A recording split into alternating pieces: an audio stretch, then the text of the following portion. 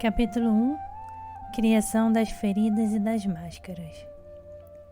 Quando uma criança nasce, ela sabe que a razão de estar encarnando é ser ela mesma. Sua alma escolhe precisamente a família e o ambiente em que vai nascer. Todos nós temos a mesma missão neste planeta: viver experiências até conseguir aceitá-las e nos amar através delas.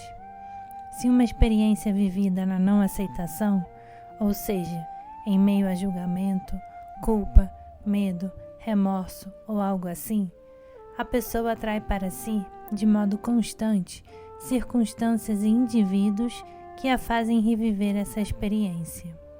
Alguns não apenas vivenciam o mesmo tipo de acontecimento várias vezes ao longo da vida, como podem reencarnar uma ou mais vezes a fim de aceitá-lo completamente. Aceitar uma experiência não significa concordar com ela. Trata-se, na verdade, de nos conceder o direito de experimentar e aprender. Devemos, sobretudo, aprender a reconhecer o que nos é benéfico e o que não é. O único meio de conseguir isso é tornando-nos conscientes dos efeitos de tal experiência. Tudo o que decidimos ou não, fazemos ou não, falamos ou não, e até mesmo o que pensamos e sentimos, acarreta consequências. Quando uma pessoa se dá conta das consequências danosas provocadas por determinada experiência, ela deve, em vez de se recriminar ou querer mal ao seu semelhante, aprender a aceitar ter escolhido, ainda que inconscientemente, viver aquilo e a perceber que não era algo bom para si. É assim que vivemos uma experiência na aceitação. Mas é preciso salientar que, mesmo quando você diz "não quero mais viver isso", tudo pode voltar a acontecer. Dê-se o direito de repetir várias vezes o mesmo erro, ou de reviver um fato desagradável antes de conseguir reunir a vontade e a coragem necessárias para se transformar. Por que não compreendemos as coisas logo de cara? Por causa do nosso ego, que é alimentada pelas nossas crenças. Todos nós cultivamos inúmeras crenças que nos impedem de ser o que queremos ser. Quando essas crenças ou maneiras de pensar nos prejudicam, tentamos ocultá-las, e as ocultamos tanto que chegamos a acreditar que elas não existem mais. Ficar quites com elas exige então que encarnemos várias vezes. Somente quando nossos corpos mental, emocional e físico estiverem em sintonia com o nosso Deus interior, é que nossa alma será totalmente feliz. Tudo o que é vivido na não aceitação se acumula no nível da alma. Esta, sendo imortal, retorna incessantemente com grande bagagem acumulada em sua memória. Antes de nascer, decidimos o que queremos saudar durante a próxima encarnação. Mas essa decisão e tudo o que acumulamos no passado não são gravados em nossa memória consciente. É apenas ao longo de nossa existência que nos tornamos gradualmente conscientes do nosso plano de vida e do que devemos pagar. Quando faço alusão a alguma coisa não quitada, refiro-me a uma experiência vivida na não aceitação. Há uma diferença entre aceitar uma experiência e aceitar a si mesmo. Tomemos como exemplo o caso de uma moça que foi rejeitada pelo pai, pois este desejava ter um menino. Numa situação assim, aceitar a experiência consiste em dar ao pai o direito de ter desejado um menino e rejeitado a filha. E para essa moça, a aceitação de si consiste em dar-se o direito de ter odiado o pai e em perdoar-se por tê-lo odiado. Não deve existir nenhum julgamento com relação ao pai e a ela própria, apenas compaixão e compreensão pelo sofrimento de cada um deles. Ela saberá que a experiência foi resolvida quando se permitir fazer ou dizer alguma coisa que faça o outro vivenciar uma rejeição. Outra maneira dela saber que a situação foi realmente quitada e plenamente aceita é perceber que a pessoa que ela tiver rejeitado não irá lhe querer mal, pois sabe que ser rejeitado por alguém em determinados momentos da vida é algo que acontece com todo mundo. Não se deixe levar pelo ego, que costuma tentar, por todos os meios, nos fazer crer que resolvemos uma situação. Muitas vezes pensamos, ora, compreendo que o outro tem agido assim, apenas para não precisarmos olhar para nós mesmos e nos perdoar. Nosso ego, dessa forma, tenta encontrar uma maneira furtiva de esquivar-se de situações desagradáveis. Às vezes, aceitamos uma situação ou uma pessoa sem termos nos perdoado ou nos permitido odiá-la. Isso se chama aceitar tão somente a experiência. Repito, é importante fazer a diferença entre a aceitação da experiência e a aceitação de si. Esta última é difícil de realizar, pois nosso ego recusa-se a admitir que todas as experiências penosas que vivemos têm como objetivo nos mostrar que agimos da mesma maneira com nossos semelhantes.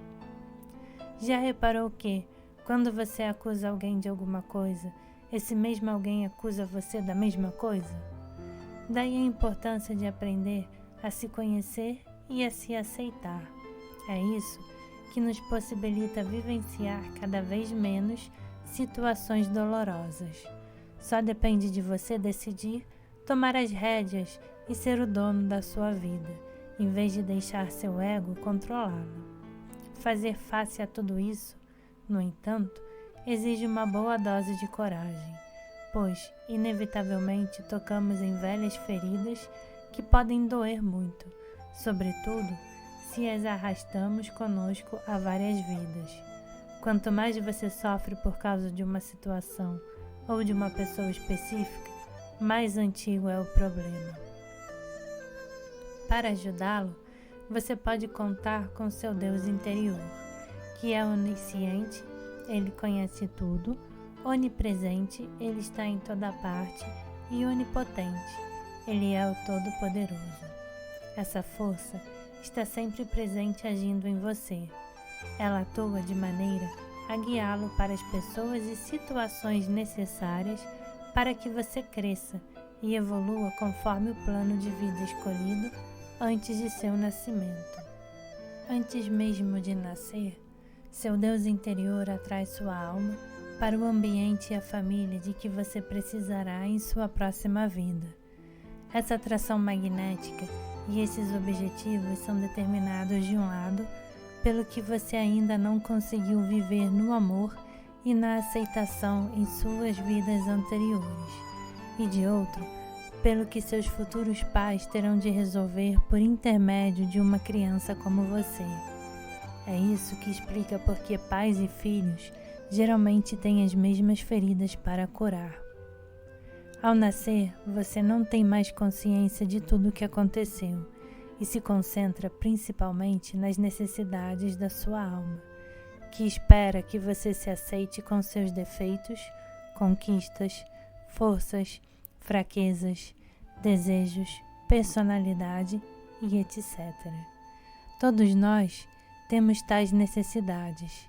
Entretanto, pouco depois de nosso nascimento, percebemos que, quando ousamos ser nós mesmos, perturbamos o mundo dos adultos, ou daqueles que nos são próximos. Deduzimos, portanto, que ser natural não é direito, não é correto. Essa descoberta é dolorosa e provoca acessos de raiva, principalmente na criança. Esses acessos se tornam tão frequentes que passamos a achar que são normais. São designados como crises da infância, ou mais tarde, crises da adolescência. Podem até ter se tornado comuns para os humanos, mas naturais é que certamente não são. Uma criança que age com naturalidade, que é equilibrada e se dá o direito de ser ela mesma, não é acometida por esse tipo de crise. Infelizmente, crianças assim quase não existem. Na verdade, observei que a maioria das crianças passa por 4 fases. Após conhecer a alegria de ser ela mesma, a primeira fase de sua existência, ela conhece a dor de não ter o direito de agir assim, a segunda fase. Então vem o período de crise e revolta, a terceira fase. Para mitigar a dor, a criança se resigna e termina por criar uma nova personalidade, tornando-se o que os outros querem que ela seja. Algumas pessoas permanecem paralisadas na terceira fase a vida inteira, isto é, vivem continuamente revoltadas ou em situação de crise. É durante a quarta fase que criamos diversas máscaras, novas personalidades, que servem para nos proteger do sofrimento vivido por ocasião da segunda. As 5 máscaras que criamos correspondem às 5 grandes feridas básicas vividas pelo ser humano. Anos e anos de observação me permitiram constatar que todos os sofrimentos humanos podem ser condensados em 5 feridas. Ei-las em ordem cronológica, conforme cada uma surge no curso de uma vida: rejeição, abandono, humilhação, traição, injustiça. Quando permitimos que nosso ego, com seus medos e crenças, dirija a nossa vida, não somos fiéis ao nosso Deus interior e às necessidades de nosso ser. O uso de máscaras é a consequência de querermos esconder de nós mesmos ou dos outros aquilo que ainda não quitamos. Essa atitude é uma forma de traição. Que máscaras são essas? Aqui estão elas, acompanhadas das feridas que tentam esconder. Rejeição, máscara escapista. Abandono, máscara depender. Humilhação, máscara masoquismo. Traição, máscara controlador. Injustiça, máscara rígido. Essas feridas e máscaras serão explicadas em detalhe nos capítulos seguintes. A importância da máscara é proporcional ao grau da ferida. Uma máscara representa um tipo de pessoa com um caráter que lhe é próprio, pois numerosas crenças serão desenvolvidas e influenciarão a atitude interior e os comportamentos da pessoa. Quanto mais grave a ferida, mais frequente o sofrimento causado por ela, o que obrigará a pessoa a vestir sua máscara mais assiduamente. Incorporamos uma máscara somente quando queremos nos proteger. Por exemplo, se uma pessoa percebe uma injustiça em determinado episódio, ou tem medo de ser ou de se achar injusta, ela veste sua máscara de rígida, adotando o comportamento de uma pessoa rigorosa e inflexível. Eis uma metáfora que ilustra a maneira como a ferida e a máscara correspondente estão ligadas. A ferida interior pode ser comparada a uma ferida física, como, por exemplo, um ferimento que você tem na mão há muito tempo, mas ignorou e não tratou, preferindo usar uma luva para não vê-lo. Essa luva equivale à máscara. Você acreditou que assim poderia fingir não estar ferido. Acha realmente que é a solução? Claro que não é. Todos nós sabemos disso, mas o ego não sabe. Essa é uma das maneiras a que ele recorre para nos pregar uma peça. Voltemos ao exemplo do ferimento. Digamos que essa lesão doa muito quando tocam em sua mão, mesmo ela estando protegida por uma luva. Bem, quando alguém segura sua mão com amor e você grita "ai", está me machucando. Pode imaginar a surpresa do outro? Ele realmente quis machucar?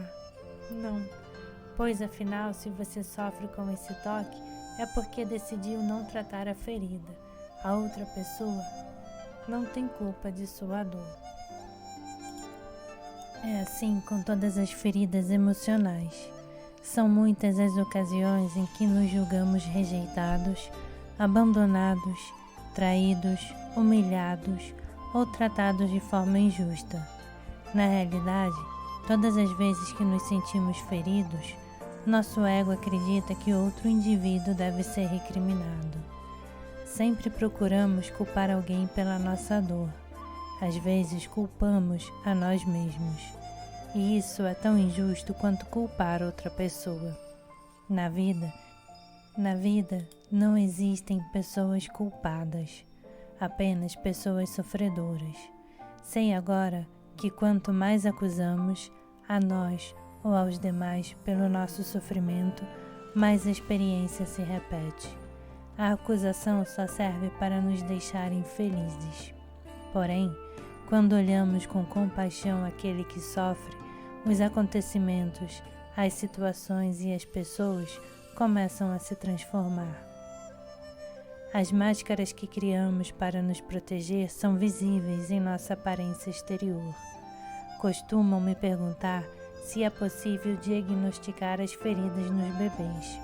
No meu caso, divirto-me observando meus 7 netos, que no momento em que descrevo estas linhas, têm entre 7 meses e 9 anos. Já começo a ver, na maioria deles, suas feridas externadas em sua aparência física. Em contrapartida, em 2 dos meus 3 filhos pude observar que seu corpo de adulto manifesta feridas distintas das que eu via quando eram crianças e adolescentes. O corpo é tão inteligente que sempre encontra um meio de nos informar o que devemos quitar. Na realidade, é nosso Deus interior que utiliza o nosso corpo para falar conosco. Nos próximos capítulos, você descobrirá como reconhecer suas máscaras e a dos outros.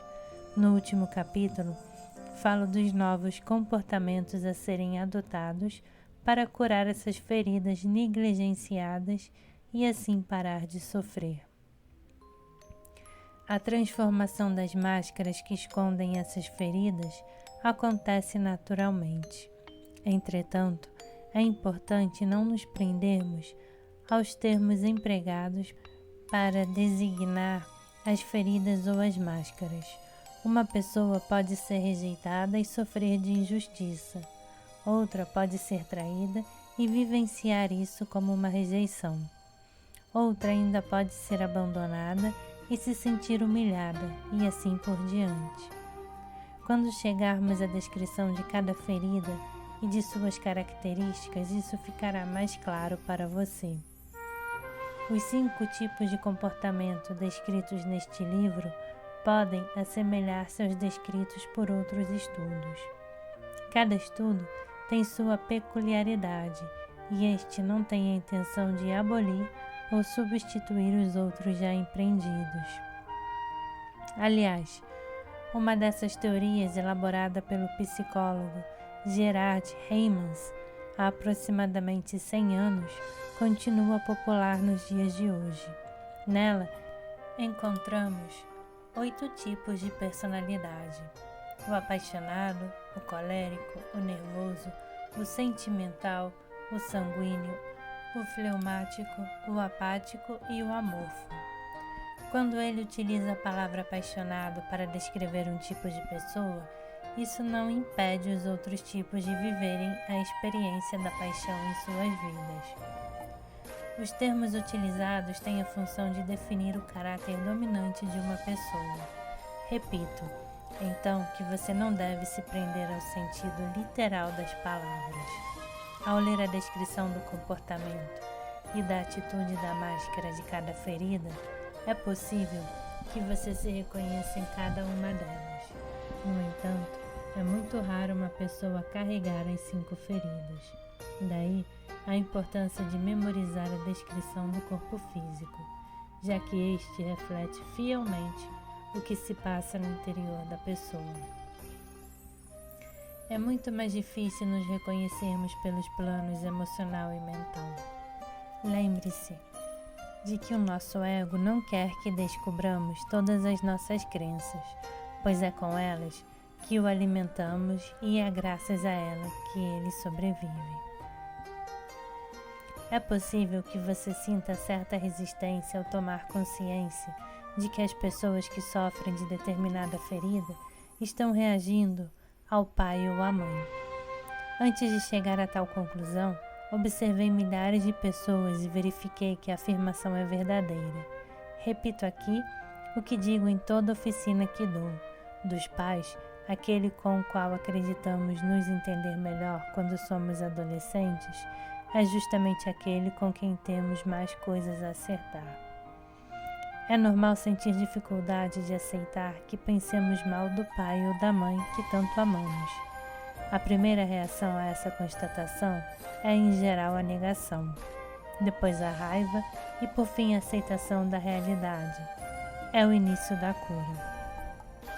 É possível que a descrição do comportamento e das atitudes ligadas a diferentes feridas lhe pareça negativa. Ao reconhecer uma de suas feridas, é provável, então, que você resista a admitir que criou essa máscara para evitar sofrer. Essa resistência é muito normal e humana. Dê-se um tempo.